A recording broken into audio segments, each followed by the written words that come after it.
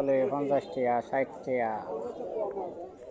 বুড়া চাচারা কেমনে পোষায়? 1 কেজি ভুসির দাম 45 টাকা। 1 কেজি ভুসি দিয়া 1 কেজি দুধ হয় না। কেমনে দেশের মানুষ চলে? মিষ্টি কিনতে গেলে কয় 300 টাকা, ঘি কিনতে গেলে কয় 1200 টাকা, দই কিনতে গেলে 1 কেজি কয় 300 টাকা।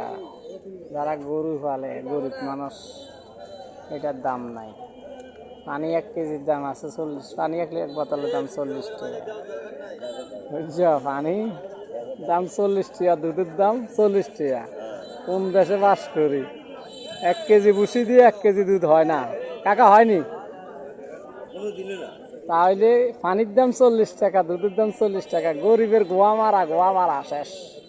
মানে গরু ভালো তো গরিবে তাহলে কে গোয়া মারা দিছে। আর দই 1 কেজি কিনতে গেলে 300 টাকা, মিষ্টি 1 কেজি কিনতে গেলে 300, 400, 500 টাকা মিষ্টি কেজি।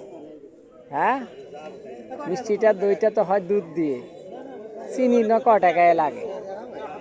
এই মানুষগুলো সব গরিব মানুষ, গরু ফেলে। মানুষের রিজিক আল্লাহ বাঁচেন না। আবার গরুর ডাক্তার দোকানে গেলে ওষুধ একদম 2000, 2500। গরু 3 লাখ টাকা গরু মানুষে মারা যায়, দুধের দাম নাই। না, গরু পাইলে লাভ নেই।